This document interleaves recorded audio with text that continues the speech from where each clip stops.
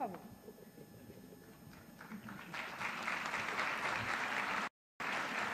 Nesta jornada eleitoral, e por que eu fui escolhido para falar desse tema tão interessante?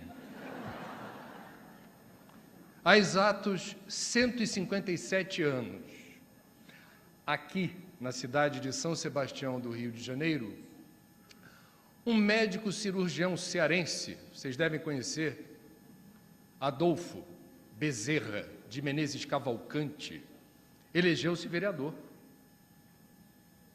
e iniciou 25 anos de vida pública na política. Depois ele se elegeu também, o equivalente hoje a deputado federal, honrando a função de servidor público, com o firme propósito de usar a política como instrumento, como ferramenta de mudança, em favor de quem mais precisa, porque seja qual for o governo, de direita, de centro, de esquerda, quem mais precisa de governo são os pobres, os miseráveis, os desassistidos, os desamparados, os excluídos. Bezerra se pautou nessa direção. Esse propósito de Bezerra só foi possível porque o Brasil, naquela época, já se entendia como uma república democrática. A democracia é uma conquista civilizatória. A nossa história é marcada por intermináveis e sucessivas guerras, batalhas, disputas sangrentas e fratricidas de poder. E os governantes de ocasião se agarram e se apegam ao poder, massacrando e esvaziando, na medida do possível, toda e qualquer oposição ou ideia que não seja a dele ou dela. Portanto, a democracia é limitada, é imperfeita, tem vários problemas. Mas, como disse certa vez um dos políticos, uma das personalidades mais importantes do século XX, 2 vezes primeiro-ministro do Reino Unido, Winston Churchill, abre aspas, a democracia é o pior regime político, exceto todos os outros, que vêm sendo testados de tempos em tempos, com todos os problemas que nós conhecemos bem. A democracia é um valor, uma conquista civilizatória. O espiritismo, a doutrina dos espíritos, afirma categoricamente que nós somos seres sociais e que o processo evolutivo só é possível de se resolver em grupo. O espiritismo não considera uma boa apresenta a lei de evolução, explica pormenorizadamente que a evolução se resolve no contato com todos os diferentes. Essa é a condição para a gente crescer, se expandir em conhecimento, sabedoria, ética, moral, sentimento, coração. Cada um de nós é único no universo, único.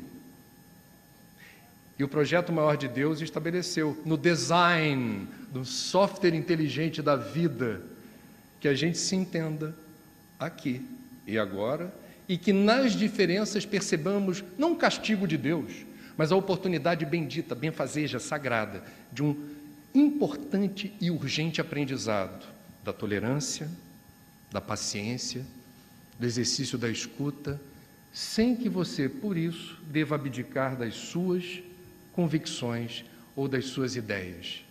A doutrina espírita também afirma e ratifica a importância das instituições. Porque nós estamos aqui de passagem, mas as instituições demarcam no tempo e no espaço, elas assentam os princípios, a regência, as regras de convivência entre os diferentes.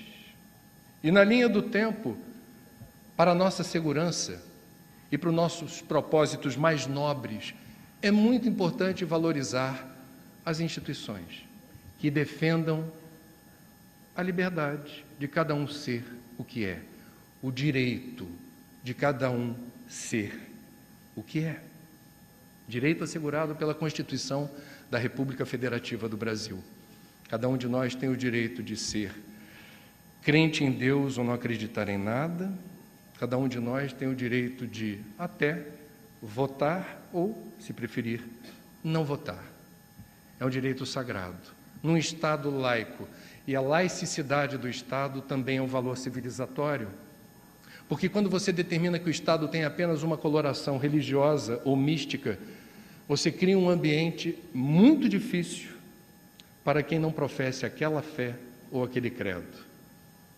Nós espíritas já fomos perseguidos no período republicano. Nós sabemos o que é sofrer com a mão pesada do Estado dizendo: você não tem o direito de professar essa fé. Reuniões públicas dessa doutrina não são bem-vindas. Portanto, nós deveríamos ser os primeiros a garantir a laicidade do Estado, que nem por isso deixou de ser a maior nação espírita do mundo. Voltamos a ser a maior nação católica do mundo.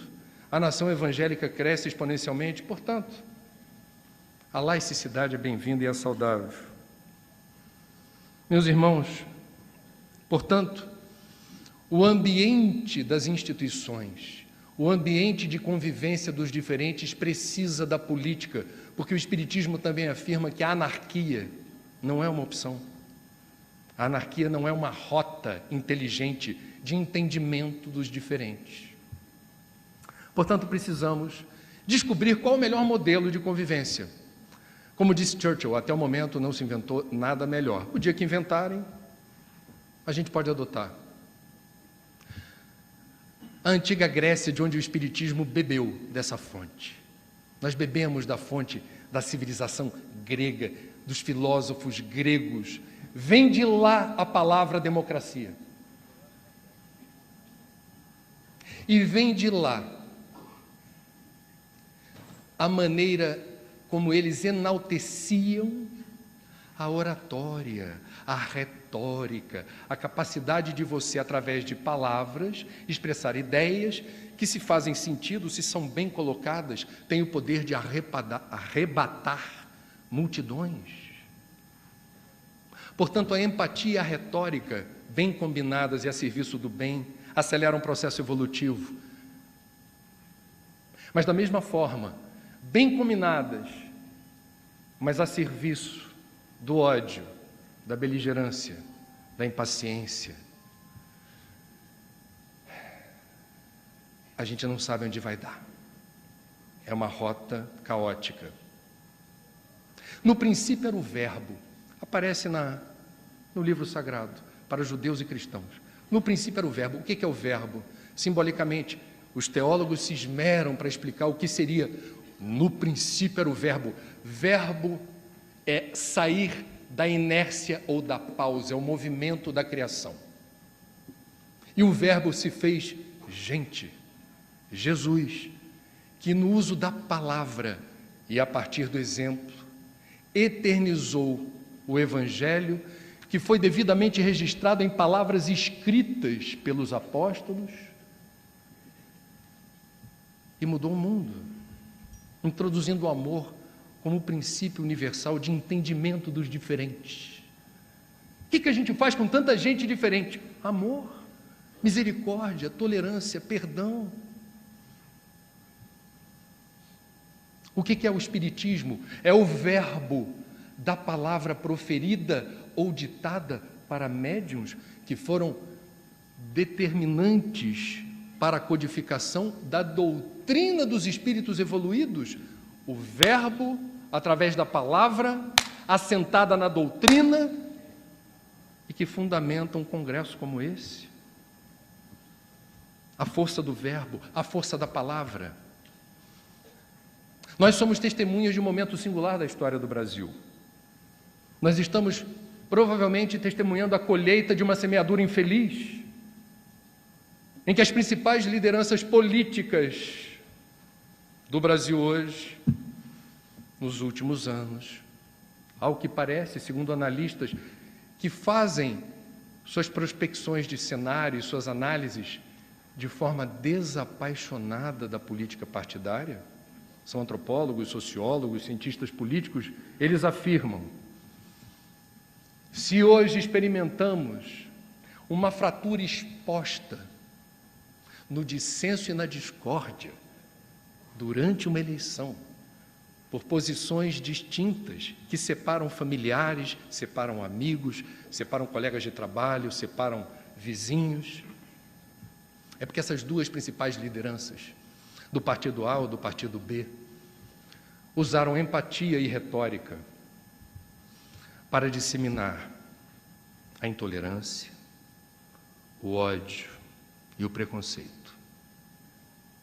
E nós, de forma invigilantes, me permitam, estamos fazendo aqui uma terapia de grupo, nós, de forma invigilante, não percebemos que essa eleição de 2018 está demarcando um divisor incrível de águas na história das eleições. Dessas eleições, no primeiro turno, saíram enfraquecidas ou enfraquecidos os institutos de pesquisa que erraram feio, os marqueteiros que erraram feio, não decidiram nada. A mística de que tempo de televisão no horário eleitoral, quanto mais tempo, mais votos arrebatarei. Falso! Pela primeira vez na história da República Brasileira, qual é a constatação? As redes sociais definiram o resultado. Só que a rede social, desculpa, essa é a minha área da comunicação. Eu tenho que falar aqui revestido de alguma autoridade para falar de um assunto que eu não escolhi para falar, me escolheram. Então vou fazer uso do tempo. A rede social é o território do raso, do rasteiro, do grosseiro. Abundam nas redes sociais mensagens nada edificantes, fake news com propósito de causar ansiedade, angústia, medo, ódio, raiva, cólera. E nós, espíritas, eu venho falando isso, quem me acompanha por aí, vê há quanto tempo eu tenho denunciado meus irmãos espíritas, porque a gente está nas redes também. Por favor, um pedido do amigo que vos fala, chequem as informações que lhes chegam, antes de dar sequência. Creiam, não é um ato trivial ou banal. Há muita responsabilidade nossa na produção em escala industrial de toxinas, miasmas e formas de pensamento que se volatilizam a partir de quem consome informação nas redes sociais, contaminam o campo eletromagnético da nossa querida pátria, saturada numa psicosfera pesada, que poderá, por nossa invigilância e nossa distração, determinar sequelas, dependendo da situação, dependendo do caso, até o final dessa existência, com prejuízos a projetos evolutivos amorosamente elaborados, na erraticidade antes da gente retornar à carne. Vejam, não é apenas uma eleição, eu não estou falando aqui de uma eleição, eu estou falando de um momento divisor de águas na história da democracia brasileira. Aonde estão? Onde está a maior nação espírita do mundo? André, mas eu só repassei algumas vezes uns posts. Leiam Viana de Carvalho pela psicografia de Divaldo Franco, que teve alguma atividade jornalística em vida. Viana, em sucessivas mensagens, algumas delas publicadas em livros, afirma categoricamente que os comunicadores que por invigilância ou distração replicam, propagam conteúdos apelativos, violentos, que disseminam ódio, intolerância, raiva, cólera, inequivocamente terão um destino espiritual terrível. Não é pouco, não. Agora, comunicadores não é só jornalista de rádio, televisão, internet, revista e jornal. No século XXI, em 2018, todos nós somos comunicadores. Nós, nas redes sociais, definimos o resultado das eleições. Nós estamos sujeitos a um exame de consciência, o juízo final, o tribunal da consciência, é que definirá, no momento oportuno, se nós, com o nosso quinhão, se nós, com as mensagens invigilantes que pulverizam nas redes estoques hediondos de informação mal apurada, e às vezes mesmo quando bem apurada você deveria pensar, divulgo ou não? Qual o propósito de fazer isso? O que exatamente eu pretendo? O que eu pretendo fazer desse jeito, fazendo isso? Meus irmãos, essa semana eu me lembrei da mensagem que para mim é a mais bonita do livro Fonte Viva. A mais bonita. Há muitos anos eu paquero essa mensagem e quando ao acaso eu abro, eu me sinto abençoado. E quando eu não abro ao acaso, eu a procuro também. Porque ela é nutriente para minha alma, ela me apazigua e ela me situa como comunicador informal ou profissional. Em que sentido?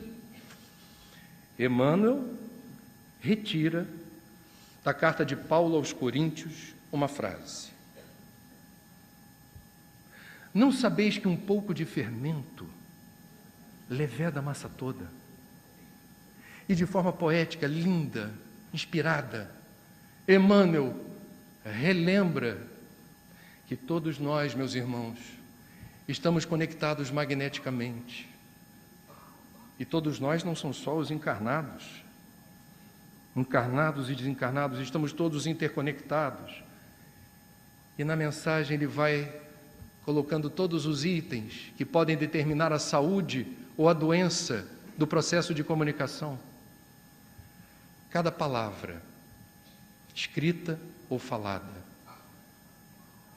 cada som, cada gesto, cada pensamento, que para nós espíritas pensamento não é uma abstração, o pensamento tem sempre força e direção. A emoção que somos portadores, tudo isso determina um conjunto de interferência na rede, na banda larga espiritual, onde nós estamos trafegando no campo eletromagnético da psicosfera de cada um, e a soma das psicosferas determina o que Ismael está vendo lá de cima, e que não é certamente uma visão aprazível. É uma nuvem espessa, tóxica, e o que mais dói é que os trabalhadores da última hora, seguidores da fé raciocinada, do cristianismo redivivo, da terceira revelação, do Consolador prometido, replicam pacotes tóxicos de informação pestilenta.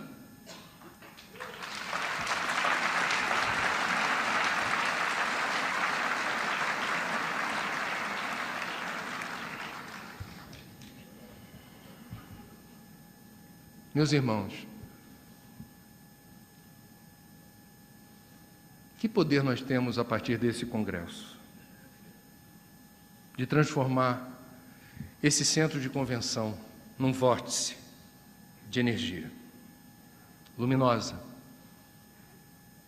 que consiga hidratar de amor, com fluidos de paz, de cura e de equilíbrio, as relações interpessoais esgarçadas em plena consecução da campanha do segundo turno.